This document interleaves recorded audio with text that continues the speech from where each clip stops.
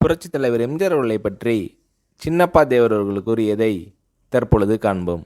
தன்னோட நிலையே ஆட்டம் கண்டிருக்கும் நேரத்தில் இன்னொருவருக்கு சிபாரிசு செய்த நடிகரை நான் வாழ்க்கையில் முதலாக பார்த்தது அப்போதுதான்.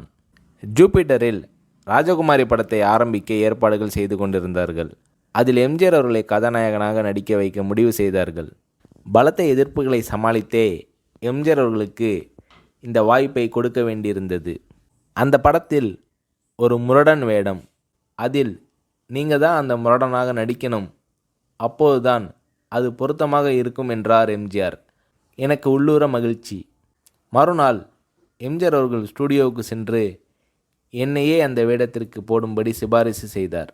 உங்களை கதாநாயகனாக போட்டு படம் எடுப்பது இதுவே முதல் தடவை. அப்படி இருக்க அவரை போய் நீங்கள் இப்படி சிபாரிசு செய்யலாமா? பெரிய ஆளாக போட்டால் நன்றாக இருக்கும் என்று தயாரிப்பாளர்கள் தரப்பில் சொல்லப்பட்டது. எம்ஜிஆர் என்னை விட்டு கொடுக்கவில்லை. நம்மிடையே திறமை உள்ளவர்கள் இருக்கும்போது வெளியாள் எதற்கு? படம் எடுத்து பார்ப்போம், திருப்தியாக இருந்தால் வைத்துக்கொள்வோம்.